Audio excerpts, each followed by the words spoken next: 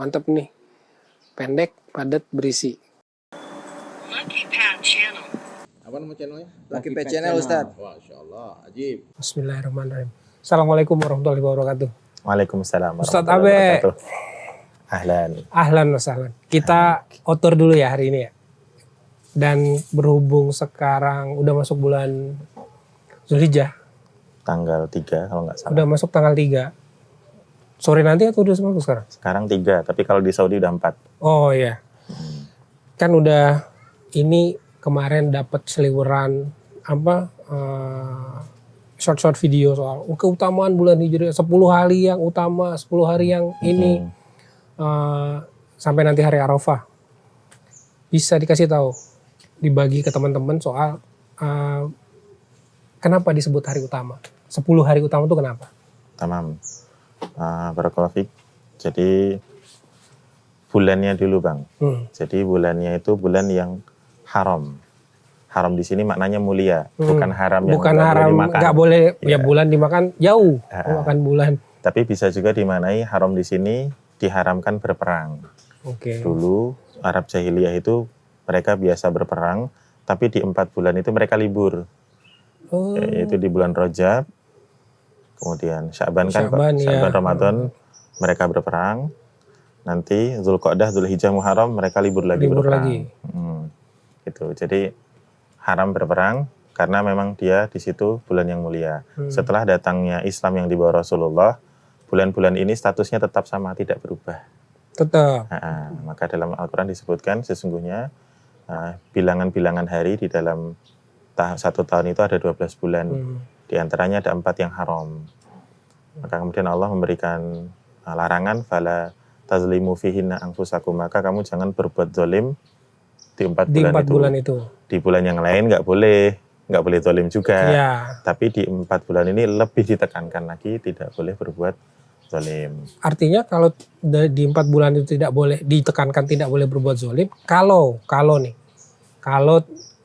misalnya kan manusia ya, bisa dia melakukan perbuatan zalim.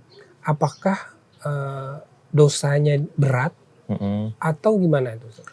Dosanya berlipat dibanding bulan biasa. Artinya kalau dosa berlipat, pada saat kita melakukan kebaikan, pahala pun berlipat. Berlipat ganda.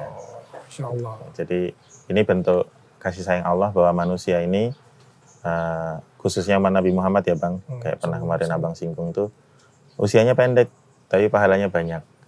Iya, kesempatan mendapatkan pahala itu lebih banyak. Lebih banyak, karena di waktu yang sempit pahalanya dilipat-lipat. Gitu. Tapi kalau berdosa, di 4 bulan ini lebih berat tekanannya. Kemudian bulan Zulhijjah ini bulan yang istimewa karena di dalamnya dilaksanakan satu rukun Islam, yaitu haji. Makanya disebut Zulhijjah. Zul itu punya, hijjah itu haji. Punyanya bulannya haji. Bulannya haji. Oh gitu. iya. Bulan haji. Orang-orang Sumatera biasanya nyebutnya kan bulan haji. Bulan haji. Ya. Di mana rukun Islam yang kelima ini tidak mungkin dikerjakan di bulan lain. Iya, nggak boleh. Nunggu sepi itu nggak boleh. Nggak bisa. Haji nunggu sepi di abis Ramadan gitu kan. Nggak bisa. Itu umroh. Abis Syawal gitu kan nggak boleh ya. Tamam, itu. Jadi dari sisi bulannya dia mulia karena emang bulan hurum dan di dalamnya ada syariat ibadah haji. Kemudian kalau hari-harinya sebagaimana disebutkan di hadis Bukhari bahwa 10 hari ini dicintai oleh Allah. 1 sampai 10 Zulhijjah. 10 hari pertama Zulhijjah ya. Ya, itu sangat dicintai oleh Allah Subhanahu wa taala dibanding hari-hari yang lain. Tapi kalau dibandingkan dengan bulan Ramadan, nah berarti kan di-compare nih, kalau bulan Zulhijjah sama Ramadan lebih utama mana? Ramadan. Jelas karena dia 1 bulan. Iya. Sedangkan Zulhijjah ini yang afdol 1 sampai 10 doang. 1, 2 sampai 10 itu yang disebut hari-hari terbaik. Tapi kalau disebut malam, maka 10 malam Ramadan terakhir lebih utama. Karena ada Lailatul Qadar. Tapi ada ulama yang berpendapat bahwa malam-malam 10 pertama Zulhijjah itu juga afdol karena Allah berfirman walayalin asyar, dan malam yang 10. Nah, itu Ibnu Abbas menafsirkan itu 10 dari Zulhijjah. Gitu. Nah, kita bicara soal 10 dan amalan. Amalan-amalan yang terbaik artinya kan kita lakukan di 10 hari itu. Kan orang banyak puasa nih. Puasa, terus sedekah, Terus, nah yang biasa dilakukan, yang pasti dilakukan oleh orang yang mampu, itu kan berkurban. Nah, coba dijelaskan dua yang awal tadi, masalah puasa dan beramal soleh yang lain itu gimana? Amal soleh ini kan banyak, tapi untuk 10 hari pertama Dzulhijjah itu ada prioritas. Mana nih yang sebaiknya didahulukan dibanding amal-amal yang lain. Maka yang paling utama adalah berpuasa. Yeah. Nah, puasanya puasa apa? Satu yang paling utama adalah mengqadha puasa Ramadan. Nah, jadi mungkin orang yang kemarin safar, atau ibu hamil atau menyusui, atau yang sudah fit gitu, yang sudah bisa berpuasa, maka hendaknya mengqadha Ramadan di 1 sampai 8. 1 sampai 8 Dzulhijjah ini. Kalau nanti yang 9 dia sunnah Arafah khusus. Jangan digabung. Nggak boleh dicampur. Ya, jadi 1 sampai 8 ini yang paling utama berpuasanya adalah mengqadha Ramadan. Kalau dia tidak ada hutang Ramadan, maka dia bisa berpuasa sunnah. Nanti kalau bertepatan dengan Senin dan Kamis, dia bisa menggabungkan niat. Itu boleh digabung. Niat puasa Senin Kamis sama niat puasa Dzulhijjah. Dzulhijjah. Gitu. Nah, selain puasa tadi?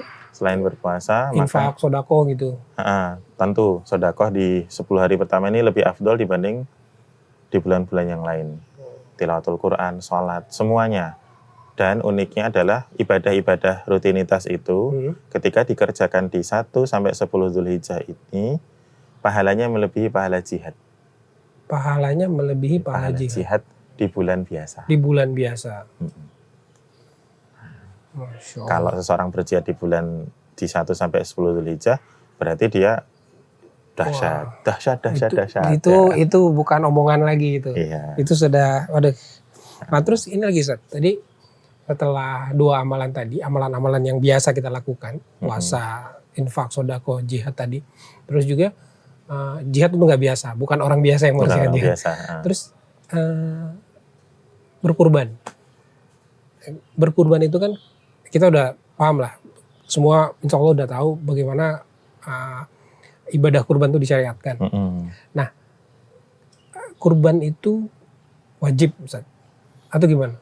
Tamam. Disebut Idul Adha, itu ada penjelasan dari sisi bahasa. Adha atau udhiyah. Udhiyah itu kan binatang sembelihan. Iya. Kenapa disebut adha atau udhiyah? Karena proses penyembelihannya dikerjakan ketika waktu duha. Adha, duha itu inilah huruf-hurufnya pecah-pecah tapi sama gitu.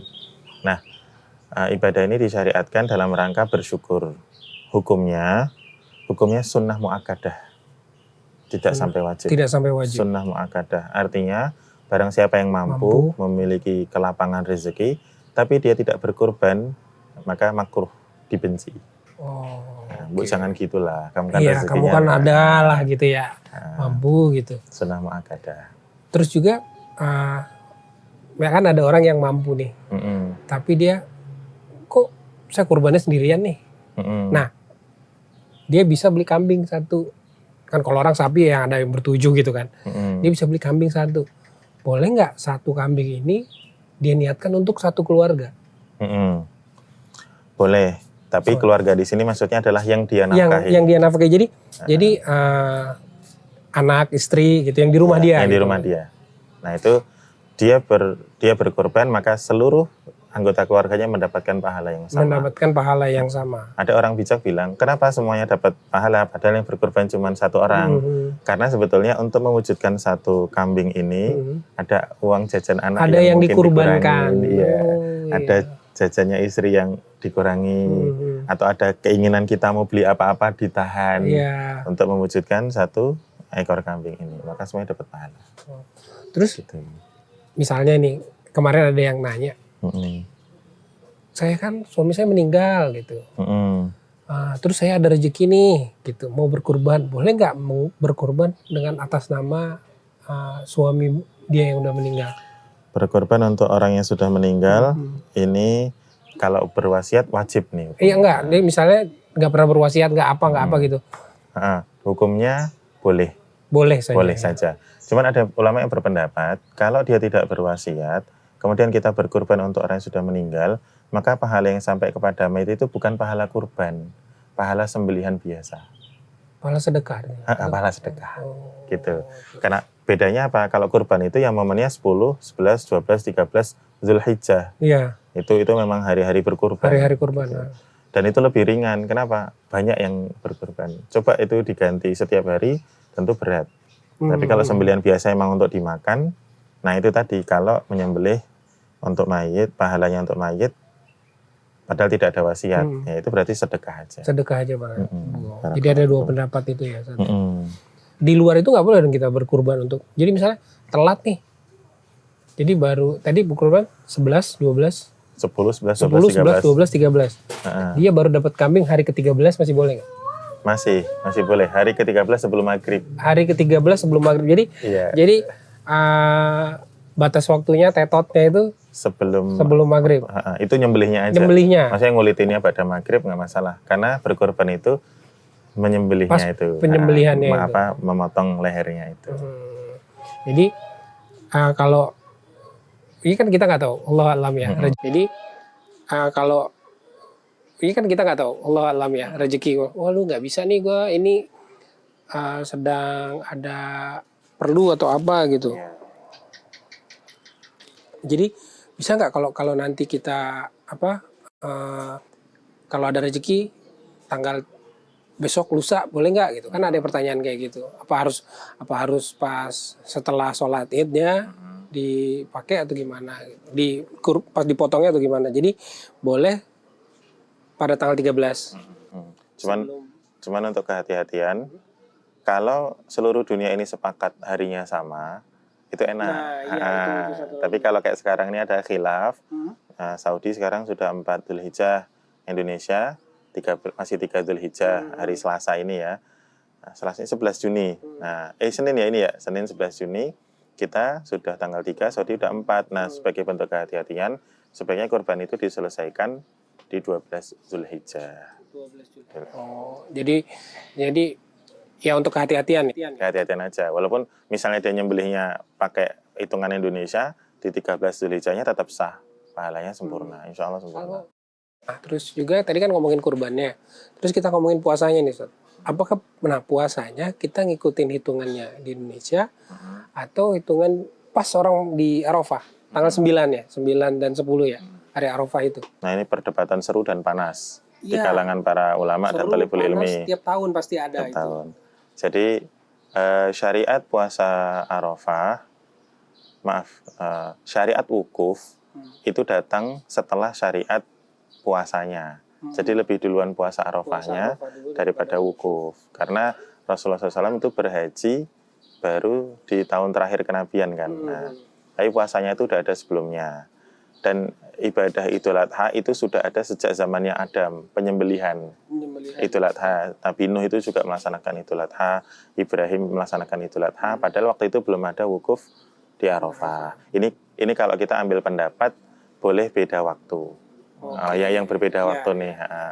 Jadi biasanya para alim berhujahnya ke situ.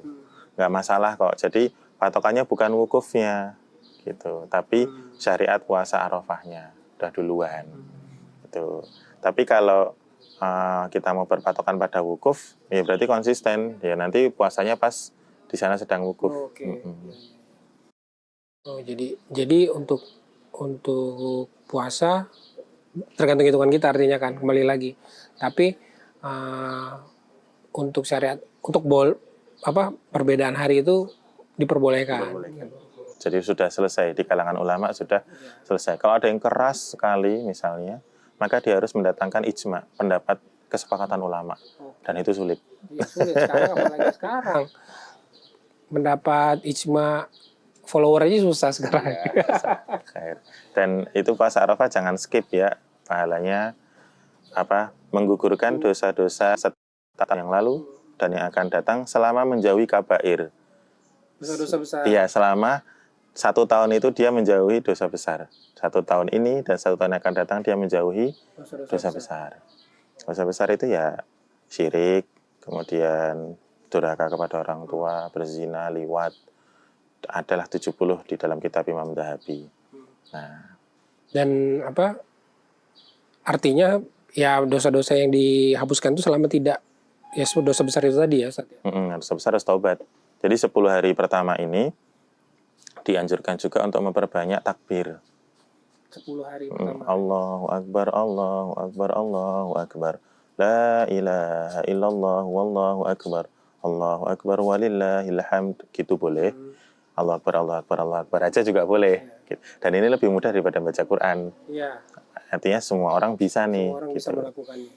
Dan bertakbir ini menjadikan kita mengagungkan syiar-syiar Allah. Jadi bulan ini tuh spesial Bang, kerasa. Teman-teman, kerabat, sanak famili, rekanan itu udah ada yang berangkat. Kloter berapa? Oh, iya, udah pada berangkat. Orang yang kita kenal lama atau berangkat. Haji. Itu 1, 2. Tempat-tempat yang biasanya cuma tanah kosong, tiba-tiba ada kambing sapinya. Itu kan harusnya, oh ini syiar Idul Kurban ini agung sekali gitu. Makanya seseorang memperbanyak takbir supaya lebih mudah untuk beristighfar dan bertaubat. Kalau istighfar sih buat ngapus, menyelesaikan masalahmu yang lalu. Dosa-dosamu yang kemarin dihapus. Tapi kalau taubat, itu kamu menyelesaikan masalahmu yang lalu, sekaligus kamu memperbaiki yang akan datang. Ya, taubat itu kan membuat jalan yang baru. Iya. Jadi kalau kita membuat jalan yang baru, mudah-mudahan jalan ke depannya lebih baik. Nah, itu dengan taubat. Dengan taubat. Gitu. Insyaallah. Nah, jadi ini sebenarnya konklusi nih. Jadi 10 hari di bulan Dzulhijjah ini merupakan salah satu ya. Kita bisa sebut salah satu waktu terbaik. Waktu terbaik. Ya, waktu terbaik untuk melakukan amal-amal soleh, Ustaz ya. Jadi selain kita melakukan puasa, sodako, apabila kita diberikan kemampuan lebih, sebaiknya kita berkurban. Ada amalan lain, Ustaz, yang Silaturahim. silaturahim. Terutama untuk yang sudah terputus hubungannya.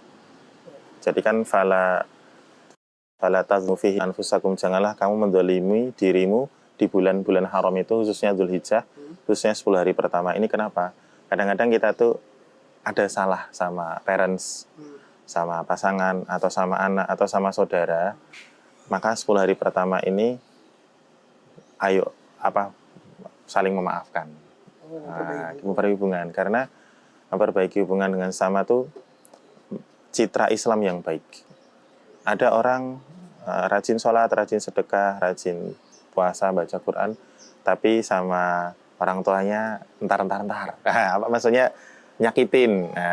Bukan nyakitin juga sih sebenarnya, mungkin kurang baik hubungannya. Kurang baik, intinya kurang baik. Atau sama pasangan masih belum tafahum, saling memahami. Walaupun ini butuh waktu ya. Atau sama anak kita, ini orang tua kan kita banyak dolim sama anak ya aslinya. Ya sebenarnya bicara minta maaf sama anak tuh gimana sih? Agak berat. Caranya gimana? Sebenarnya bukan masalah bagaimana caranya kita minta maaf, tapi bagaimana kita memperbaiki hubungan sih sebenarnya. Jadi kayak kalau kita mau jajan, ntar. Tapi kita nggak pernah tahu kan ntarnya itu sampai kapan, apa besok sore atau apa. Kasih batasan waktu ya. Iya. Ntar deh, bisa sholat isya. Mungkin gitu ya, insyaallah. Mau jajan, nanti ya, ini uangnya belum cukup nih. Uangnya masih buat ini. Kadang-kadang kan kita kayak itu. Iya. Itu sih. Memaafkan tuh enak kok.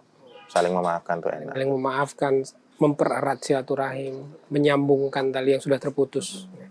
Kan nanti dari daging kurban itu kan juga fungsinya untuk merekatkan. Iya, merekatkan. Tapi hukumnya agak berbeda, Bang. Kalau Bang Dan bernazar, misalnya kemarin bernazar, aku kalau omsetku tembus segini, aku nazar, maka semuanya harus nggak boleh makan. Bang Dan nggak boleh makan sedikit pun. Nazar, ya. Wajib. Tapi kalau kurbannya yang sifatnya sunnah, ada rezeki nih kurban, maka 1/3 dimakan, yang 2/3 untuk orang lain, gitu. Atau kalau ada orang kaya, dihadiahkan. Dan hadiah, hadiah itu kan mempererat. Iya, memperbaiki hubungan. Masya Allah, mantap nih. Pendek, padat, berisi. Makasih Ustaz. Mudah-mudahan nanti ada seri-seri yang lain ya. Ya, udah ada seri-seri pendek yang lain yang bisa kita jadikan bahan untuk memperbaiki diri kita. Amin ya rabbal alamin. Biar mati gak kosong-kosong amat. Oke, assalamualaikum warahmatullahi wabarakatuh. قد أفلح المؤمنون